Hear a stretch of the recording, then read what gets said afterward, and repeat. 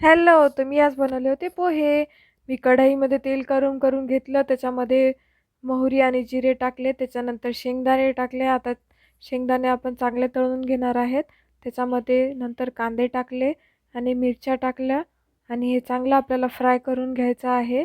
त्याच्यानंतर मी त्याच्यामध्ये हळद टाकली. मी तिखट टाकणार नाही कारण की माझा मुलगा लहान आहे आणि तो पोहे खाणार आहे त्याच्यामुळं. आणि आता मी भिजवलेले पोहे टाकले.